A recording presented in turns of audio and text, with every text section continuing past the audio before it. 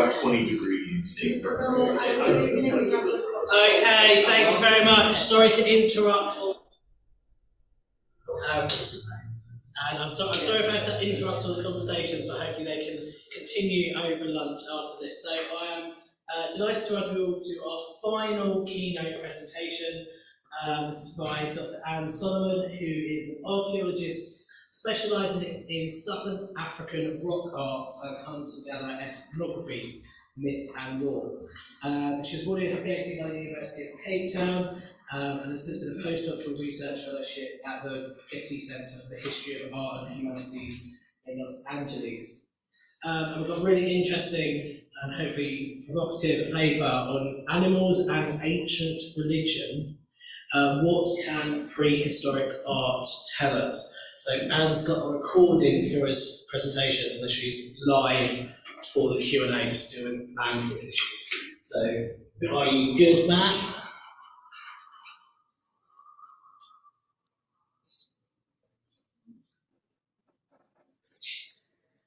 What can prehistoric art tell us about ancient religion? It's a tricky question, but I'll give it my best shot. Let's start at the beginning. The oldest known representational paintings, which are from Indonesia, are of animals. And this one is almost 44,000 years old. It's said to be the earliest figurative artwork in the world and apparently represents a hunt. Or does it? More on that later. Animals, both painted and sculpted, are the principal subject of European Paleolithic art and are very prominent also in prehistoric arts from around the world, such as in places such as Australia, Southern Africa, the Americas, and well, all over the place.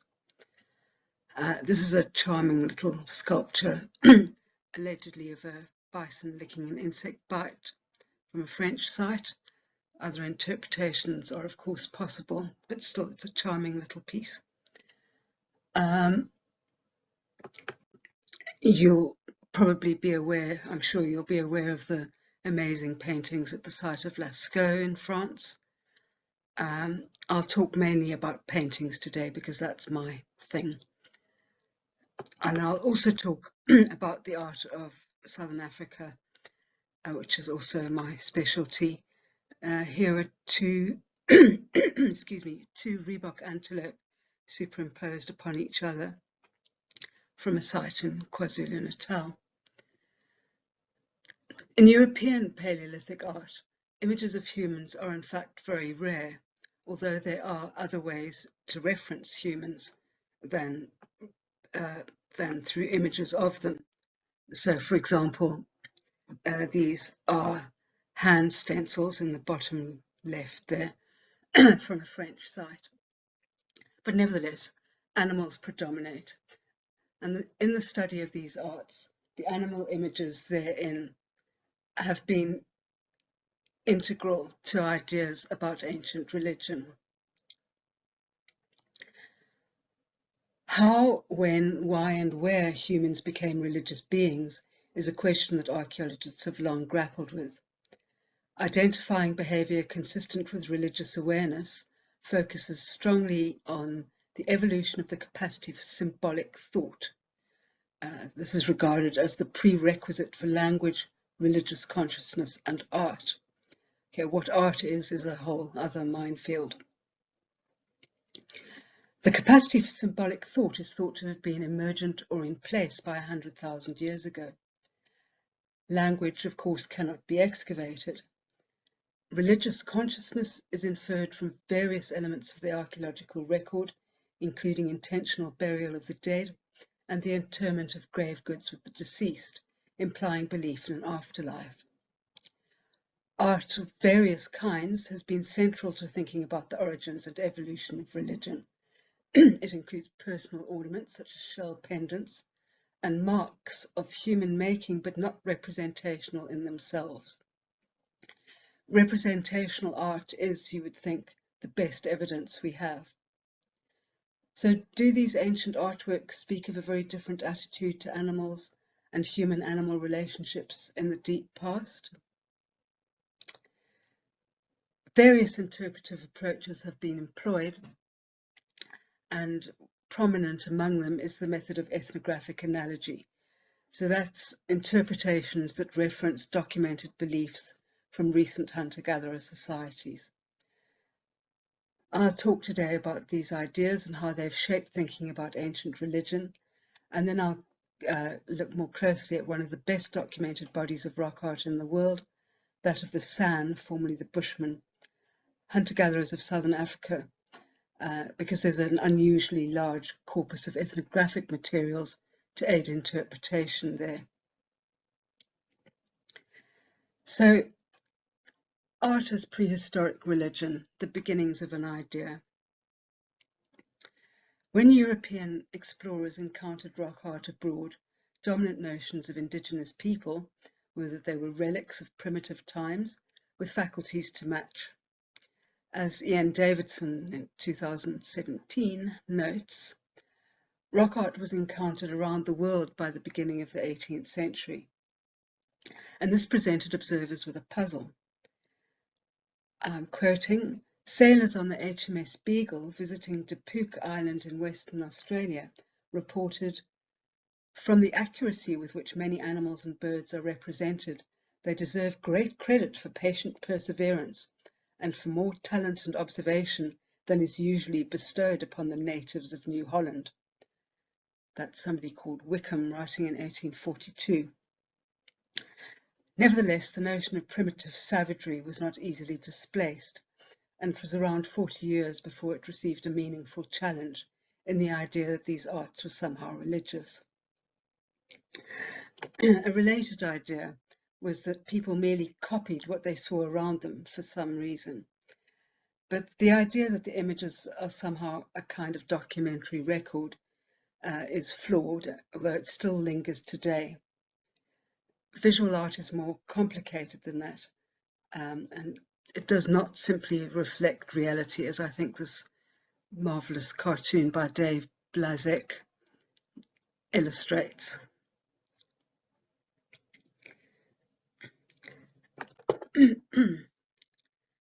The cave of Altamira in Spain came to archaeological attention thanks to the efforts of an amateur archaeologist called Marcelino de Sotuola. And the story goes that it was his 8-year-old daughter who noticed paintings of bison on the cave roof. She must have been a smart kid, and her descendants apparently founded Santander Bank. Anyway, de Sotuola consulted professional archaeologists, and his suspicions that the paintings were of considerable antiquity were published in 1878, to considerable controversy. He was even accused of having forged them, but over the next couple of decades, the scientific establishment accepted their authenticity and antiquity, and that's around 17 to 12,000 years BP, before present. And a big turnaround in attitudes came especially in the work of a French prehistorian named Salomon Reinach in a paper entitled Art and Magic, which was published in 1903.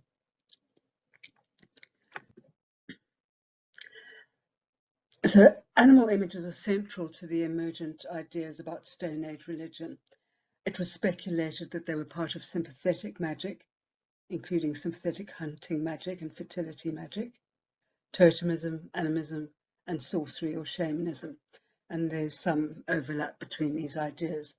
I'm sure you're familiar with them, but in brief, animism refers to the general idea that spirit beings are active in human lives, and that all things, animals, features of the landscape, and indeed almost anything, are alive. Totemism, in its original sense, as explored by McLennan and later Durkheim, refers to a system in which a kin group or clan identifies with an animal or plant as its emblem. Sympathetic magic, popularized in explanation by the Abbé Henri Breuil, promoted the idea that painting animals might increase their numbers and or enhance the success of the hunter. Shamanism has been particularly popular in interpretation, and I'll talk more about that shortly. So this was all clearly in advance overseeing the Paleolithic artists as savages whose art was primitive doodling and mere idle play. Although, why is there something primitive about idle play? Perhaps the notion of painting animals for aesthetic pleasure signifies a higher consciousness than the use of art for utilitarian purposes. After all, in our own society, art is considered a sign of a refined and superior consciousness. But the question then is, how do these religious interpretations fit with the evidence, the art itself? First of all, subject matter. In European Paleolithic art, prey animals are particularly abundant. So we're looking at ibex, bison, deer, and so on. And here we have an oryx from Lascaux, which is a predecessor of modern cattle. Also from Lascaux, a horse from a panel known as the panel of the Chinese horses because of the style. And I think I've got another one. Yeah. But when Reinach was formulating his hypothesis, he found support for it in the observation that the animals depicted were food animals, but we now know that carnivores were imaged in some sites as well. Of course, this can still be explained in terms of sympathetic magic. Perhaps painting dangerous carnivores was believed to exert some control over them and afford people protection. Alternatively, by comparison with 19th century Australian groups, perhaps they were totemic animals, emblematic of a group, or in animistic and shamanistic readings, perhaps they were some kind of spirit helper. There did seem to be some support for the hunting magic hypothesis in images of animals that appear to be wounded by missiles. And this is another French site, and if you look at the bison on the animals on the right of the slide, you can see these arrow-shaped lines, which might be spears or something similar. But as Davidson notes, although these marks could be interpreted as wounds or spears, the numbers were very small and the identification not very clear in most instances.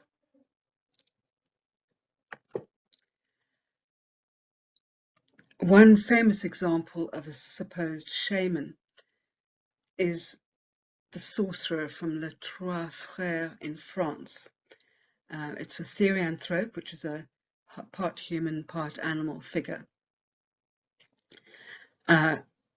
Again, Henri Breuil was responsible for popularizing this notion, but and that's his drawing on the left. But as you can see, it is rather fanciful when you compare it with the real thing. Okay, so ethnographic accounts were clearly useful in understanding what Stone Age religion might have been like. But was there another way to investigate the meaning of the art, other than by relating it to the beliefs of living groups, some of whom are far removed in space, let alone time? Two French prehistorians, André Leroy-Gourand and Annette Laming-Empereur, both came up with an ethnography-free approach, reliant on formal analysis rather than subject an analogy alone. Sorry. They looked at the placement and organization of images in the caves, and they identified presumed dualisms that they thought were characteristic of ancient religious thinking.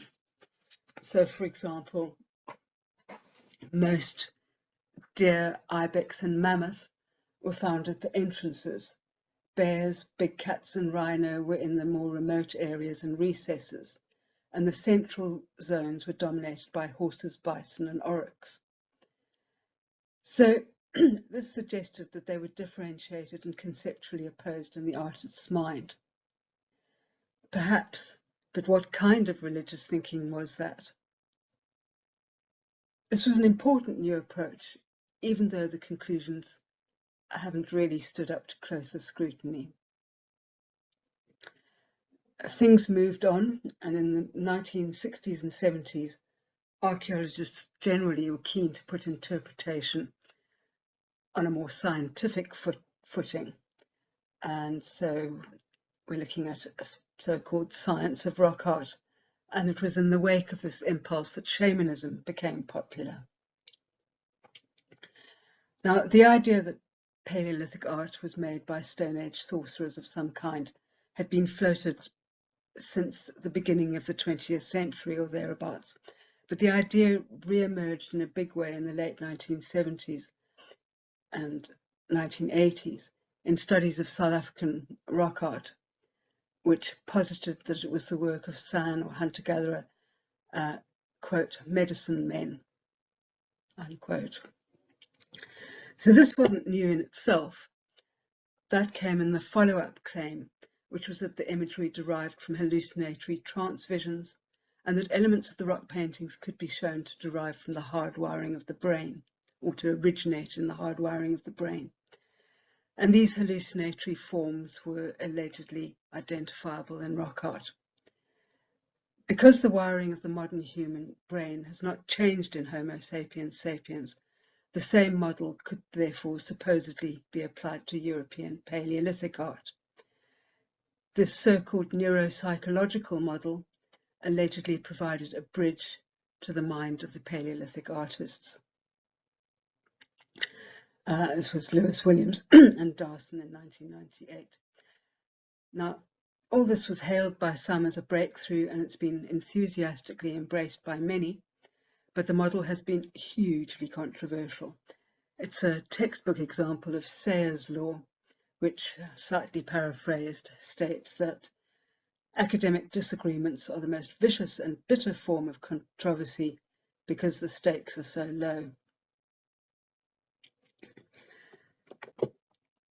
It all started out with an animal, the most commonly painted animal in South African rock art, the eland, which is the largest of all antelope. Lewis Williams initially proposed that the eland was a symbol that had various meanings in different ritual contexts, later arguing that those contexts were shamanic ritual and trance states. Now, I disagree entirely with this body of work, but many remain convinced. Where are the hallucinatory forms in these images of eland? I think I've got one more. As various people have observed, these so-called hallucinatory forms are basic elements of many arts and are not specific to shamanic or any other kind of trance. It's worth citing Davidson's pithy comment that, as a consequence of a loose definition of the concept of shamanism, it would appear that it was a practice that was widespread across the world, but the appearance may be due to the looseness of the definition. The most recent trend in interpreting rock arts around the world is new animism, led by researchers such as Descola, Viveros de Castro, Bird David and Ingold, among others. This recuperation of Tyler's notion of animism concerns relational ontologies that go beyond subject-object distinctions, thereby re-examining the foundations of Western science, and emphasizing respectful relations between humans and non-humans, or, in the preferred terminology, other than human persons.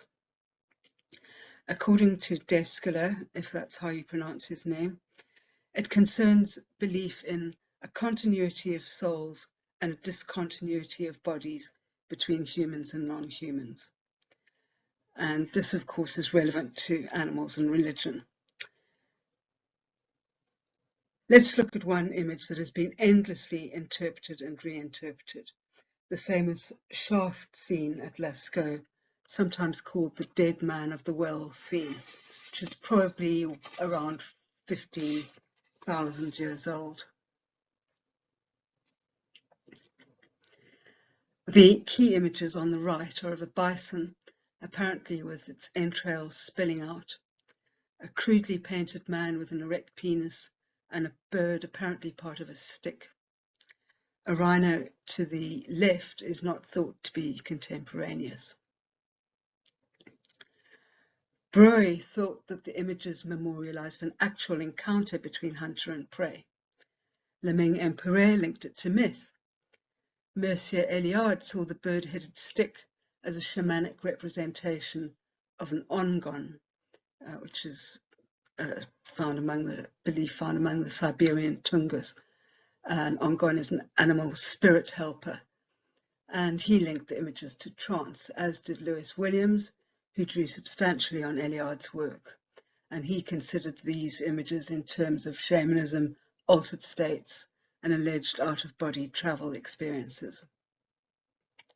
Most recently, Robert Wallace has interpreted it as depicting, and I quote, a human hybrid shaman among a number of other than human persons situated within a wider than human animic world. Strangely, a lot of these readings, even those concerned with relationships between humans and other than human persons, are often rather tilted in favour of the human rather than the animal, and sometimes it's not even much about their relationship. But there's a strand in post-humanist French thought known as post-animality, which does confront it directly. Post-animality is, and I'm quoting from an article by Senior, it's a, quote, tradition of radical anthropology reaching back to Marcel Mauss and Georges Bataille, and continuing in the work of Michel Foucault, Gilles Deleuze, and Jean Baudrillard. Derrida coined the word, unquote, by the way, Derrida coined the word animo, A-N-I-M-O-T, to signify, quote, a heterogeneous multiplicity of the living which cannot be separated from the human by a single indivisible line. I think that should be invisible line. Anyway, there's a well-known accompanying an anecdote about Derrida that's hard to unsee once you know about it. Derrida is naked en route to the shower and he encounters his cat. Quote, he feels a vague, inexplicable sense of shame, an animal seance, although clearly the cat must be totally indifferent to human prudishness and fastidiousness. The gaze of the cat reveals, nonetheless, a penetrating yet obscure intelligence. The philosopher feels he is in the presence of a seer, a visionary, an extra-lucid blind person. The cat is innocent, cruel, good and evil, uninterpretable, unreadable, entirely other. Unquote. So the key idea is that a consistent or anti or alter-humanist current runs through the work of these thinkers as the practices of sacrifice, symbolic exchange and play reveal an inner core of animality in the human. And that's from Senior's article again. In relation to such ideas, Bataille in 1955 interpreted the Lascaux scene as follows. The bird-headed man lying between the bison and the rhinoceros is in a religious trance, sharing in the death of the bison he has killed, assimilating the unimpaired dignity of the animals.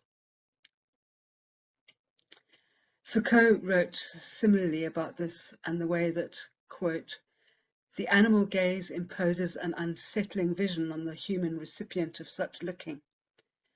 And he said specifically, in an astonishing reversal, it was mankind that began to feel itself to be the object of the animal's gaze, as the animals took control and showed man his inner truth. Now, I enjoy this stuff. It's all very thought-provoking. But did Paleolithic artists think like French intellectuals? Do inner truths even exist? The problem is also that visual images are endlessly ambiguous. One has to conclude that what the images are said to signify depends on what philosophical position or ethnographic analogies writers choose to prioritize. And there's no way to transcend the millennia and to assess whether they are apposite or not. However, all is not entirely lost, and I'll now turn to the rock art of Southern Africa, which is found in many thousands of sites. This is a detail of a row of animal-headed human figures, therianthropic figures. Now, the makers of these arts were formerly referred to as Bushmen because of negative associations. This was replaced in many instances by San, although some object to this too, but I think it's the lesser evil. So here we have a rich body of ethnographic materials that gives us some, albeit limited, insight into what the art and the animal images in it may have meant, or meant in inverted commas. It's in scare quotes, I mean. It is notable that even before a religious motivation was accepted for European Palaeolithic art, it was hypothesized that the South African art, which was then of unknown age, was not, quote, the mere daubing of figures for idle pastime, but an attempt, however imperfect, at a truly artistic conception of the ideas which most deeply moved the Bushman mind and filled it with religious feelings. And that was the German-born philologist Wilhelm Blake. The tradition of Southern African art making is of some antiquity. Early examples, perhaps because of preservational factors, are all portable art on stones or pebbles. The oldest from Namibia is 25,000 years old, and perhaps more than 30,000. It's allegedly a therianthropic figure, part animal, part human, if you look at the back legs. I'm not sure about this. I think it could be an animal painted over a human figure, or even a human investigating an animal's rear end. Our ideas about scatological imagery and what's appropriate and not appropriate to religion probably didn't apply in the past. And here's another example. This is sometimes called the moon goddess. I mean, it isn't, of course, but as you can see, it's fairly graphic. It's a therianthrope. It's got animal ears, paws, hoof-type feet, and it's probably a female on the basis of the swollen body and the genital details. Some of the painted stones seem to have been used in association with human burials, which is a clear linkage of art and religion. But the oldest known parietal art, which is art on cave or shelter walls, has been dated securely to about 3,600 BP, before present, and there may be an example of 5,000 elsewhere. But most of the visible art is probably a fair bit younger. Painting continued into the early 20th century in some areas. But the use of the ethnographies I mentioned, which were collected in the 19th century, is problematic, but not quite fatally so. Some of the core ideas of San religious belief may be several thousand years old, although of course we can't know this for certain. The art consists of both paintings and, in some areas, petroglyphs, scratched or cut into the rock, and I'll focus on the paintings. This one is one of those disputed ones. I interpret it in terms of female initiation, the female initiate in the monarchical hut, women dancing around an eland, a man on the periphery with a large erection. But of course, there's another school of thought which sees it all as shaman and in the hut and shamanic trance dancing and so on and so forth.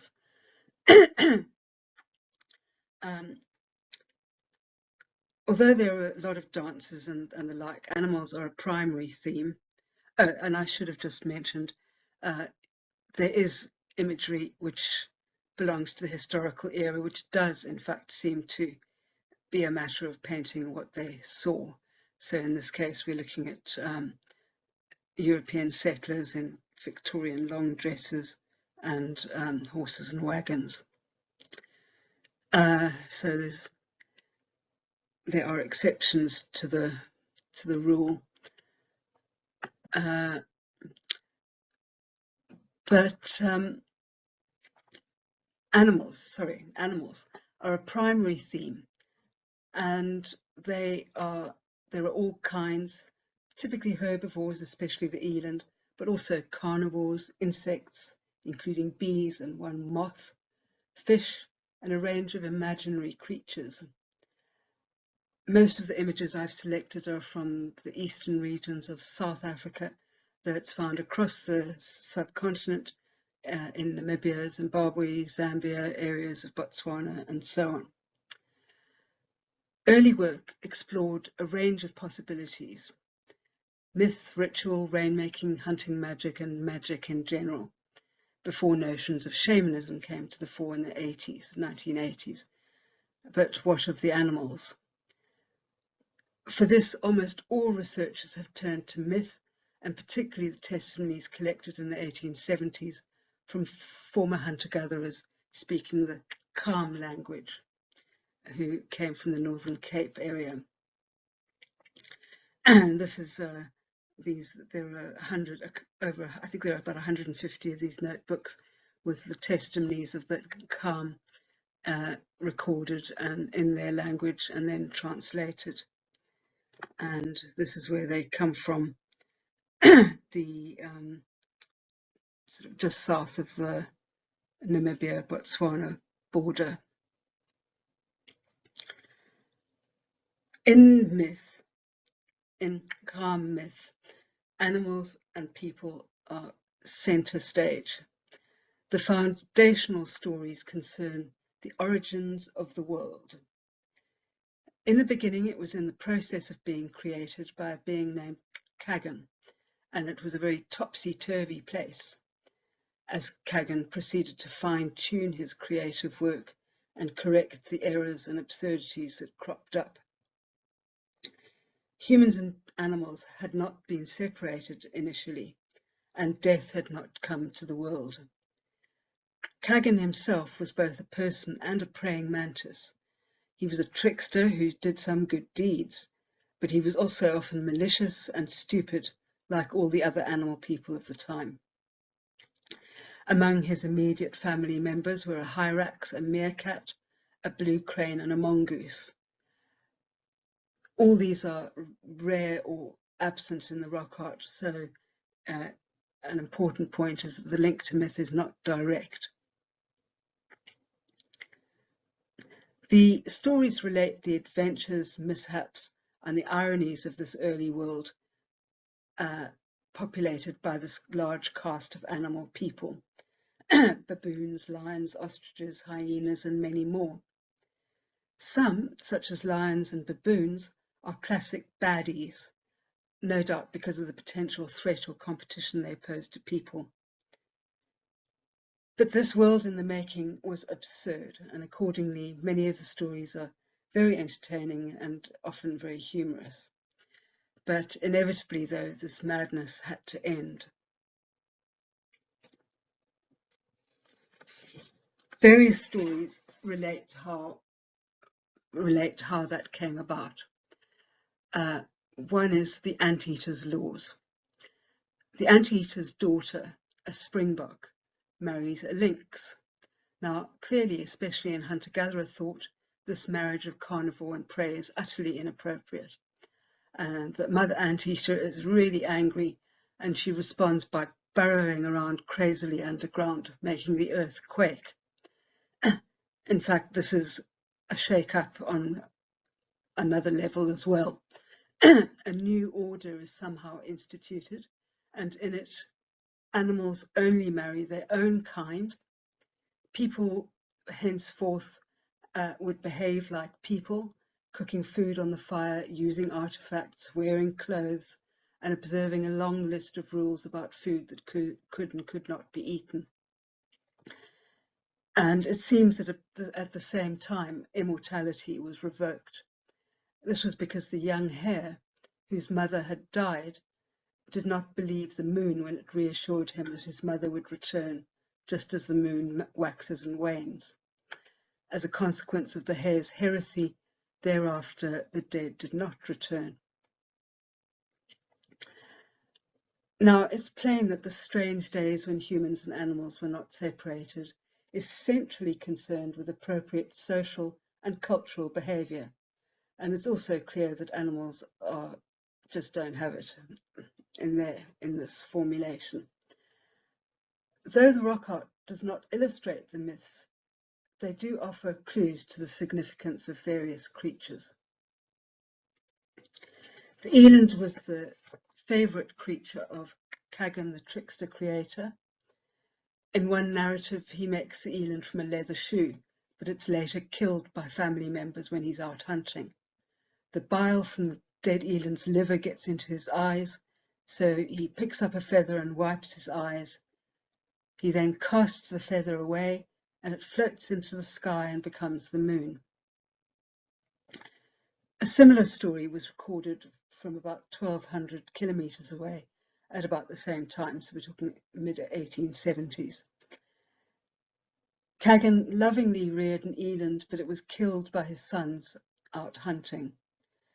A distraught Kagan instructed his wife to churn the eland's remains in a pot, and the blood droplets that splash out of the pot turn into snakes that slither off.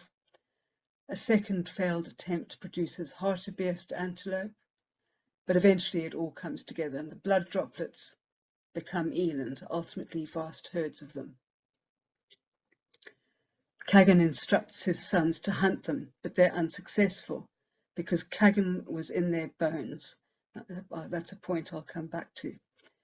A second attempt at hunting them is successful, and it was said that, quote, "That day game were given to men to eat, and this is the way they were spoilt and became wild," unquote.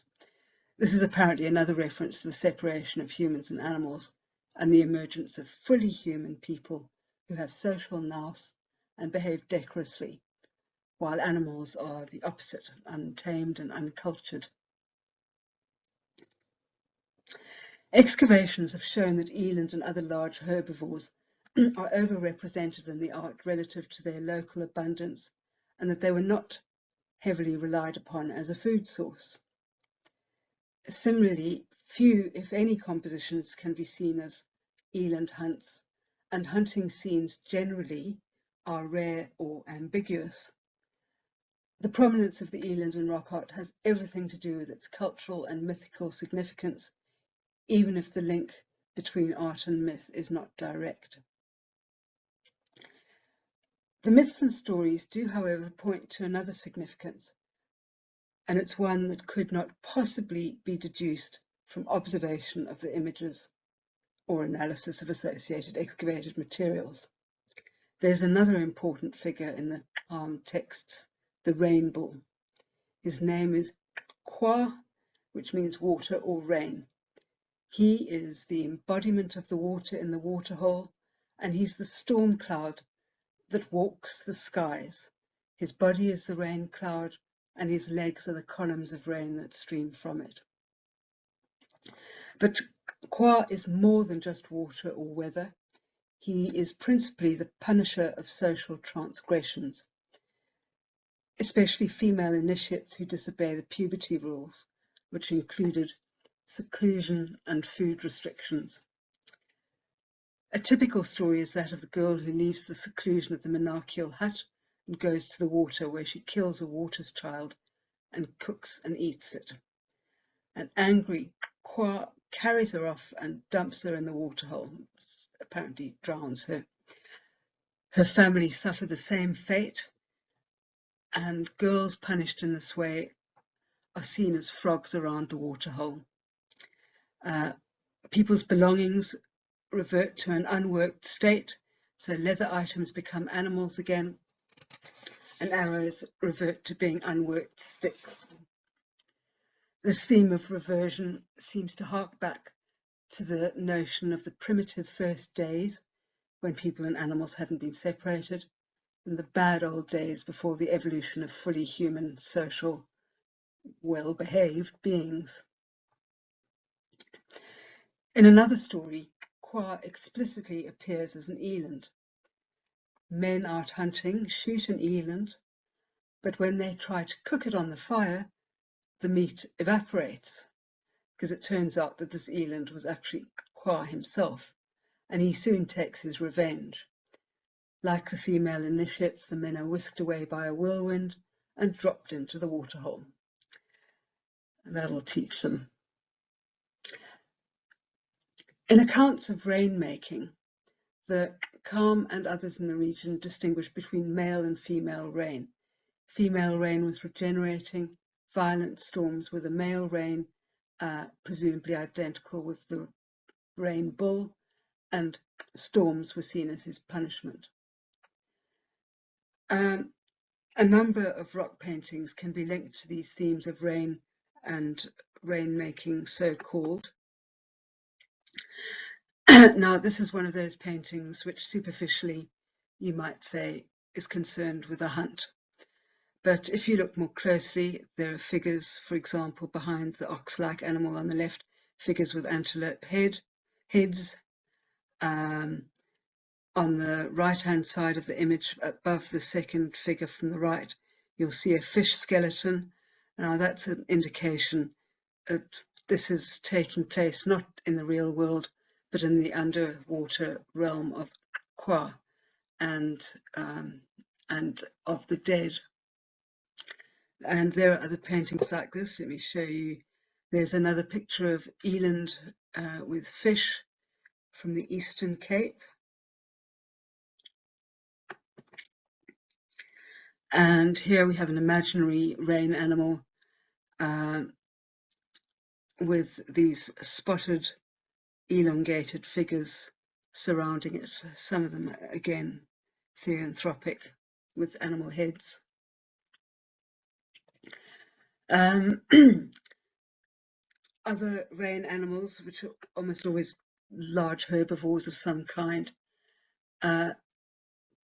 also probably relate to the suite of beliefs. These are imaginary creatures. Note the fish in the middle of the top in orangey yellow ochre,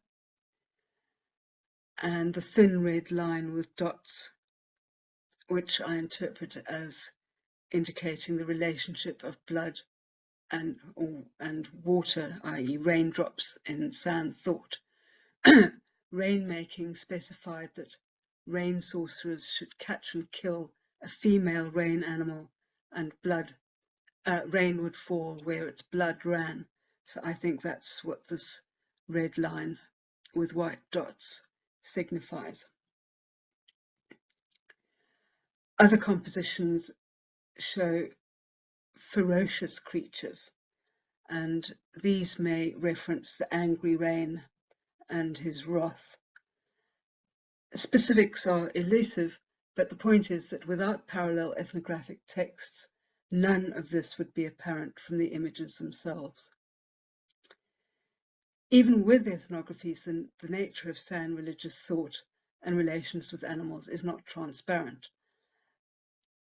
One of the most famous images in the South African art is that from the site of Game Pass in the Drakensberg Mountains, and its fame derives partly from claims that it's the Rosetta Stone that allowed decoding of the supposedly shamanic nature of San rock art. But visual art is not actually like a language or a code that can be decoded. As with the Lascaux shaft scene, the images are open to various interpretations. Could it be a literal depiction of a hunt? Some kind of sympathetic hunting magic?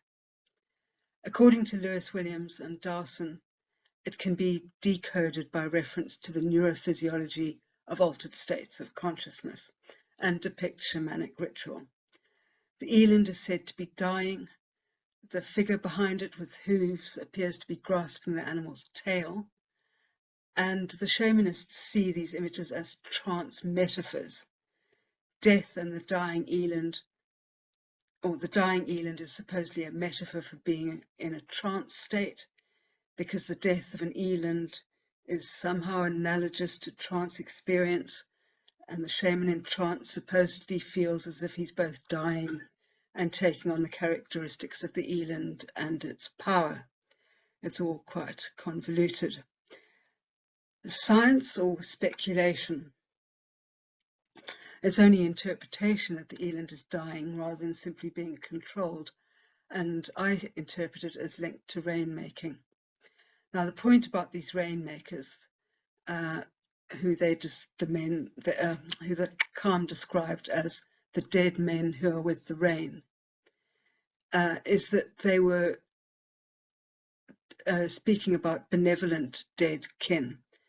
So if people wanted rain, or if they wanted game, they would ask benevolent dead kin or spirit kin to intervene in the underground spirit world, to make rain fall, to make game go to the hunter, and so on.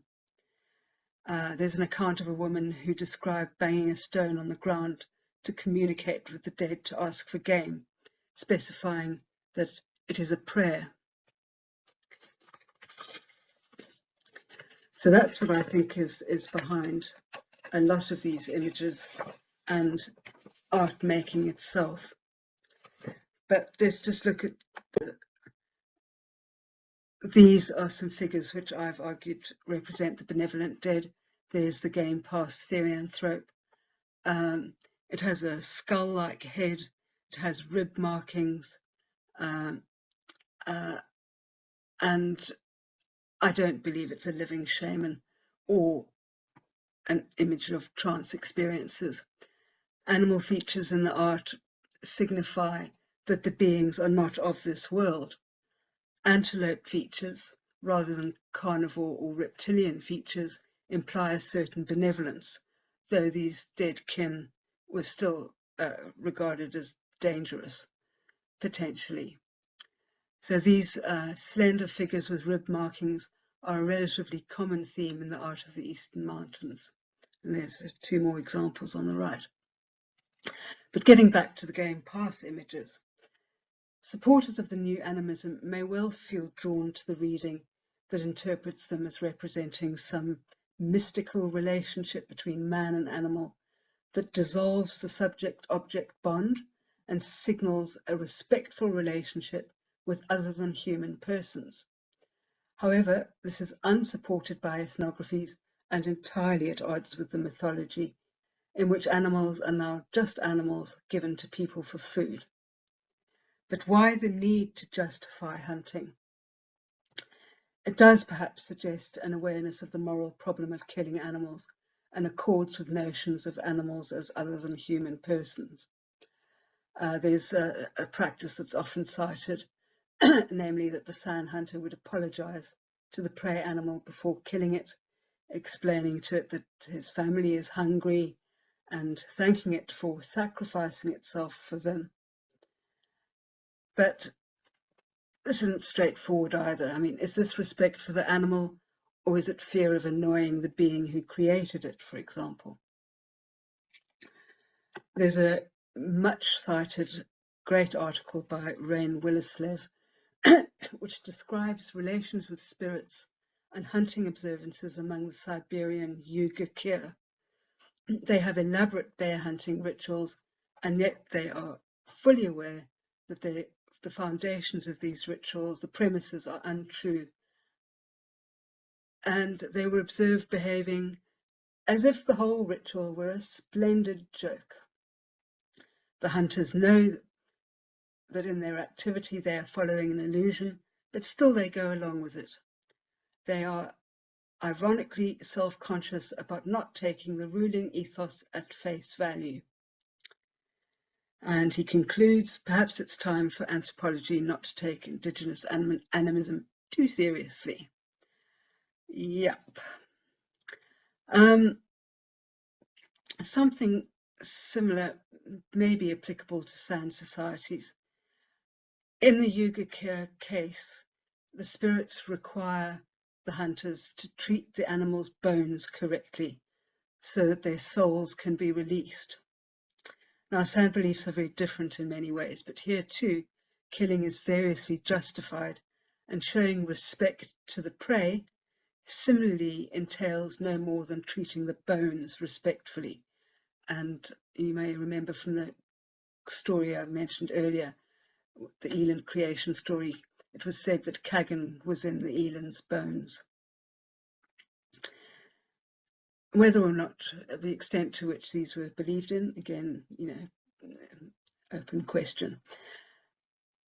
But the problem with these big isms is that they surely do not reflect the diversity of ancient, or even more recent, religious practices and relations with animals, and they certainly can't accommodate change through time. As Catherine Swancutt has observed, various studies suggest, quote, the importance of thinking about different animisms in the plural. And as Davidson has written to me about these isms, they describe different phenomena on the basis of superficial resemblance between instances. So in other words, all these notions are really a bit too general to be really useful. Prehistoric ideas are a receptacle for our own ideas about the world. Nevertheless, the study of these arts challenges us to think about how we think about art, religion, and science. For example, what do we mean when we talk about these arts as religious? This cannot really be deduced from subject matter alone, even though it feels right. We need to look at other elements too. I did just want to include this. At the French cave of Père, I believe it's pronounced, there's a petroglyph of a horse's head located in a fissure so small that the maker wouldn't have been able to see what he was doing. So that suggests that it was religious or ritual, but it also suggests a very different aesthetic relationship if it was not made to be seen by human eyes. Also in French Paleolithic art, two French sites contain animal sculptures. This is Tute de Bear, the famous sculpted bison. At Montespan, there's a sculpted bear.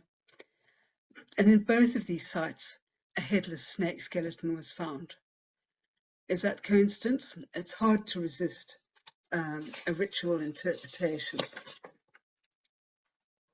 And there's also considerable evidence to support the idea that red ochre, which was used for paint, was considered symbolically and ritually important in various societies and in different contexts as symbolic blood, connoting life and death, which of course is a central concern of most religions. In my reading of the South African materials, paintings relating to rain were probably made in order to communicate with the dead kin that I mentioned earlier. And I believe that the materials, and I argue that the materials, the paint, and the act of painting were as important as what was depicted. One 19th century account specifies that magical ingredients, including eland blood, were added to the paint. And now I see this as a measure to increase the efficacy of the act of image making and its goal of communicating with spirit kin through the rock face that separates the living and the dead. So it's possible to see ancient art, science, and religion as originally intertwined, not separable as we see them now. In the Cambridge Dictionary, science is defined as knowledge from the careful study of the structure and behaviour of the physical world, especially by watching, measuring, and doing experiments, and the development of theories to describe the results of these activities. Ritual acts are predicated on these notions of causality, even if today we don't accept their premises. The Calm, for example, also spoke of anonymous, malevolent spirit beings and creatures. Swallows were dangerous because they belonged to the rain, and a boy who threw stones at swallows fell gravely ill because, quote, sorcery had come out of the swallow into him. Now, what's the logic here? Well, it derives from observation of the behavior of swallows, which ate insects associated with water, which they noted, and they also noted that said that they were that they ate earth. We know now this was probably for nest building, but in calm thought, these behaviors linked them to the subterranean and underwater domains of death and evil spirits.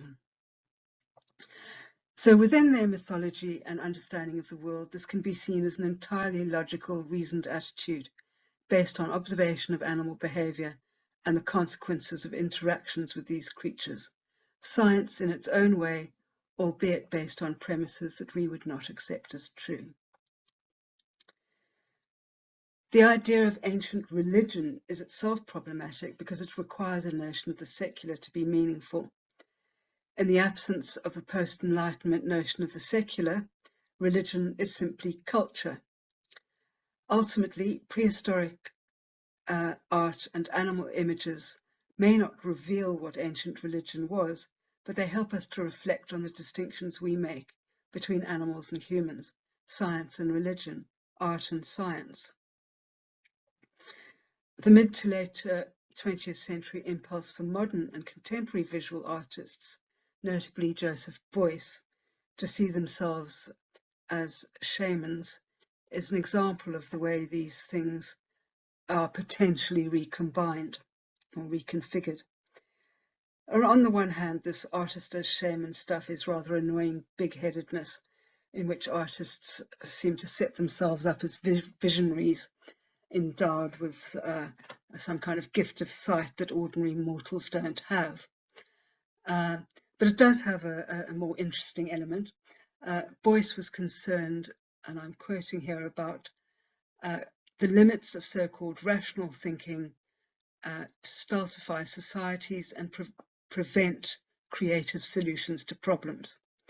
He saw the role of the shaman artist as one who interrupts this and opens the space for repressed ideas or unthinkable or sidelined ideas to be brought into public debate. And that's Andrews 2018. So from this perspective, art is a way of seeing and knowing, a kind of science, and the problem is that we've lost sight of these connections. But to get back to human and animal relationships, without doubt, hunting is central to the issue, both humans hunting animals and animals preying on humans. The former dates back perhaps 2 million years, and some would say more. But how much meat contributed to the Palaeolithic diet, and I don't mean that one, is not clear. So the paleo diet it doesn't really exist. It's not based on fact. The thing about hunting is it's not easy, it often fails, and it's potentially dangerous. Perhaps the abundance of animals in European Paleolithic art also tells, on one level, of times when meat was a treat on special occasions, unlike now when it's easy to obtain and normal for some to eat it at every meal.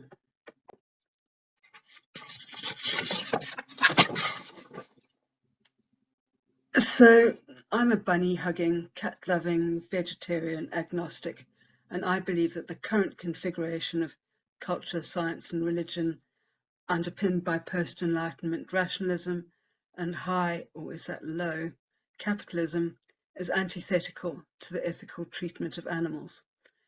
Maybe it went out of the window as we moved from scavenging for meat to hunting and then to farming, the latter being a whole other catastrophe. Or maybe the human sense of superiority runs very deep indeed. The meaning of animals in ancient rock arts and the nature of human-animal relationships may be elusive, but thinking about them perhaps holds up a broken mirror to who we are now. Thank you. I'd like to especially thank Finley Lawson for facilitating my participation today. Special thanks to Paul Barn, especially for providing me with several of Jean Vertu's images, Ian Davidson for feedback, Dave Blazek for permission to use his wonderful cartoon, and some other people, David Colson, Victor Biggs and Sarada, etc., for pictures. I'm just going to move on because I believe this is going online, so the picture credits will be visible, and I've also included a select bibliography. And I will leave it there. Thank you very much.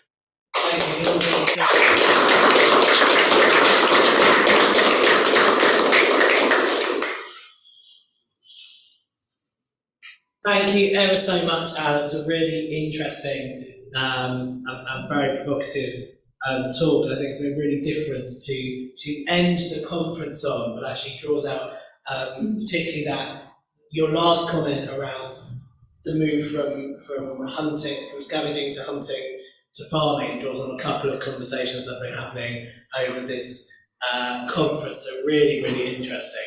What I'd like to do is I'd like to hand over to questions.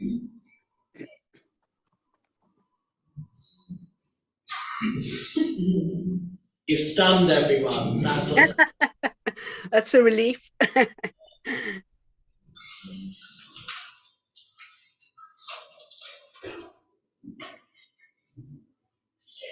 you very much for a very interesting presentation. I don't really know much about this area, but I have recently read Robin Dunbar's book on evolution of religion, which I seem to remember does talk about some of the shamanistic interpretations of cave art. Do you have any overall summary, what you think about Dunbar's approach for ignoramus like me? Well, I'm afraid I'm another ignoramus because I'm not really familiar with what Robin Dunbar has said about it, but I can tell you that a lot of this stuff is based on Eliard's work and Lewis Williams's work, and as I mentioned, I don't believe it. And in the South African case, I believe it's based on an incorrect method and a misreading of relevant ethnographies. So yeah, a bit of a tricky one for me because I'm an unbeliever. That's not a very good answer, I'm afraid, but I think that the key quote in my talk was that one from Ian Davidson's article on animals in rock art about how the definition, it appears that shamanism is this widespread phenomenon, but that may well be down to the looseness of the definition. So yeah, that's where I stand on it. I'm sorry I can't be a bit more detailed in my reply. Thank you. Any other questions?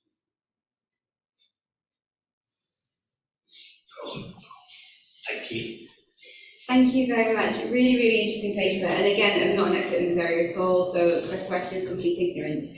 But I was wondering whether you could give us some perspective on how much we can generalise across different places. So you spoke about Europe and the Southern African context. And even within those places, was it France the same as Spain, or do we actually need to pay more attention to the specific locales, which may be vastly different from one another? Absolutely. I mean, that's been one of my central repeated arguments for 25 years. With San art, for example, there's a lot of reference to 20th century trance dancing in the Kalahari. But as you may remember from my talk, I believe that a lot of these Southern African paintings are to do with rain. There's a lot of evidence for that, lots of rain animals. But the Kalahari Juan Sea don't have these rain beliefs. So the implication is that drawing analogies between 20th century trance dancers in the Kalahari in Botswana and Namibia is simply methodologically unsound. As far as the European and South African art is concerned, I mean, there's a huge time difference there, you know, maybe 10,000 years, maybe more in some instances. And yeah, it's all these big theories, and I've written a paper on this, on grand theories. They become grand theories by means of generalization and lack of attention to the specifics. So yes, I think you're absolutely right in what you were saying there. Thank you, Anne. I've got one that's coming online, and then we'll go to another one in the room. To what extent do you think that religion or ritual is invoked by thinkers indebted to the Enlightenment as a substitute for saying, we just don't know? Well, certainly, you know, I think we can say, irrespective of being post-Enlightenment thinkers, that this, you know, like the Paleolithic art, it wasn't, you know, people, probably, some of it probably wasn't people sitting around, you know, on a Sunday afternoon doing a bit of painting. And there is some let's say supernatural element in it. That's probably not the right word. So I'm not sure whether it's to do with that, although, as I mentioned, I think that in post-Enlightenment thought, these connections between religion, art, and science are, you know, configured in a particular way. So in that sense, yes, I would say it is you know, a modern phenomenon. Thank you. Hi, I think I'm struggling to ask questions because you've so wonderfully sort of called into question and dismantled loads of structures that we might use to try and sort of make sense of these paintings. It's fascinating. But one of our habits is to think about places that have a long-term duration and repeated use. Maybe thinking about our own use of holy buildings. And I'm wondering whether is there evidence that caves in which cave art is found were used repeatedly or for long periods, or people going back and back and back? And would these paintings really have been put in place as acts of leaving something, as reifying something, or might they have been, as one time, acts of communication? Certainly there are sites that have been, well, okay, let me talk about the South African art, because I don't want to do that generalizing that I've just criticized. Certainly there, and also I'm not all that familiar with the European Paleolithic materials. It's not my primary speciality. Yes, there are sites that have clearly been reused and reused and reused. It might be because, you know, some of them are just special sites. There's one cave that I've been to, and the one that was in the title slide, which is, it's a fabulous cave with a waterfall coming over the top of the cave. And I mean, you know, nobody can fail to be impressed. Some of the sites are near water, which in the South African art, you know, has its own significance. But I think it could be both. You know, I think that, I mean, in terms of my argument about rain paintings being for communication purposes, the implication is that thereafter they are, you know, kind of expired. But nevertheless, they would still have been seen. And, you know, the implication would have been that this is somehow a special place. And, you know, that may have inspired people to add to them and, you know, interact with them even, or, you know, add additional paintings. So certainly there are, you know, places in the landscape which may have become special by virtue of being painted already. But again, you know, there's no generalization really that's valid. I mean, there are all sorts of possibilities.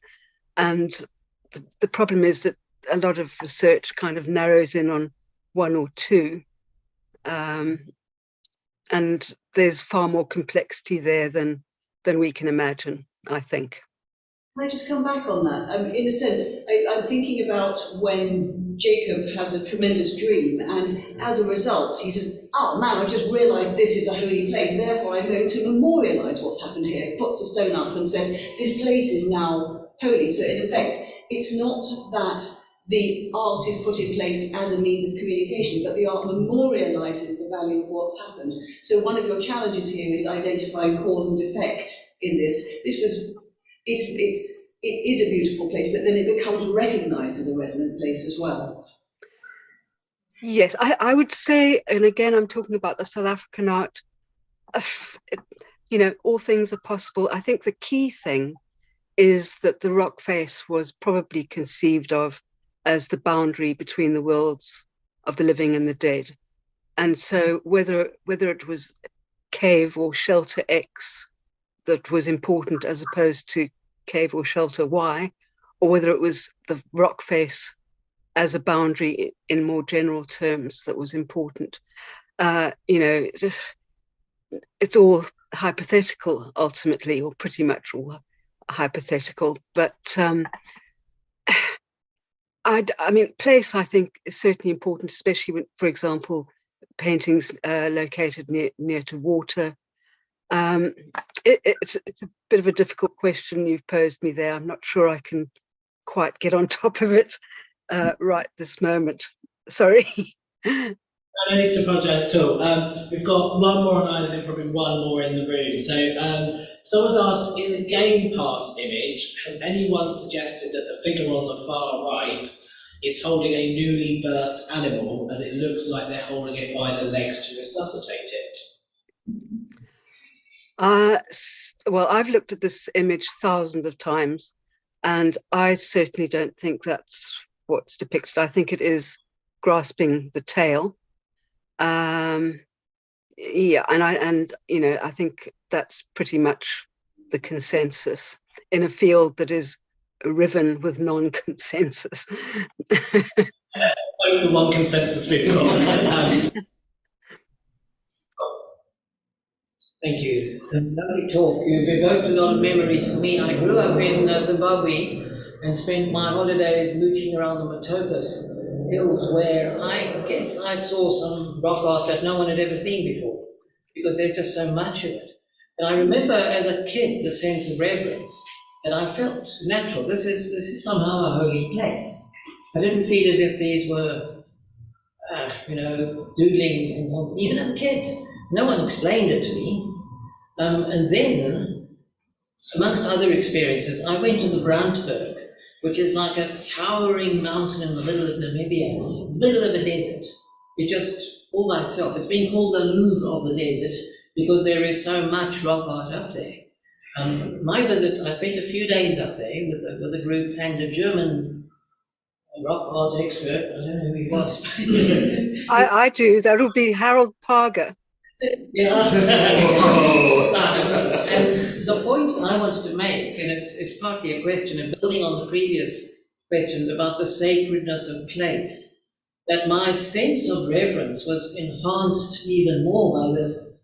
I would say not the Louvre so much, it emphasizes the art, but the Vatican, Mecca, Jerusalem. It felt to me like there would be a convergence of people over many distances and many periods of time to this place to celebrate something that was numinous, something transcendent. And I might be imagining all this, but that was just the strong sense I had about this place, sacredness of place.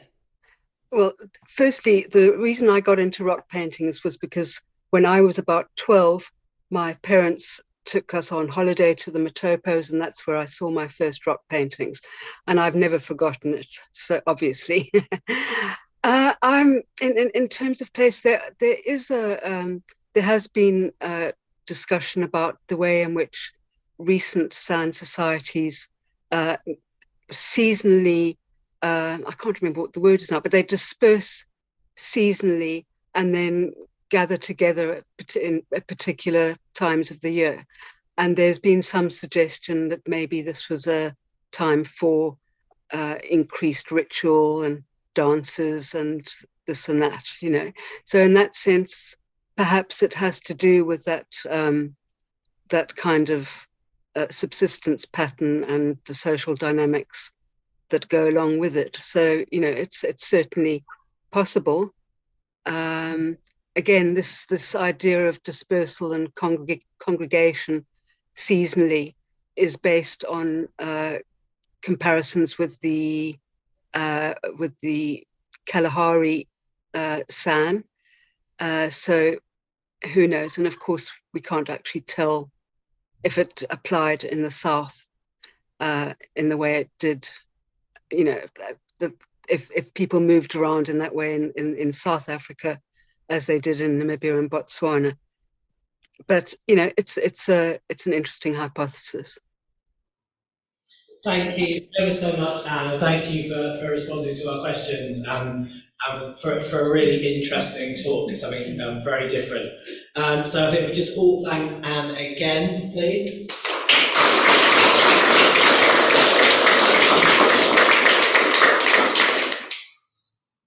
So thank you very much, and it's now, if I'm not mistaken, it is lunch. Yeah, I was just looking at someone else.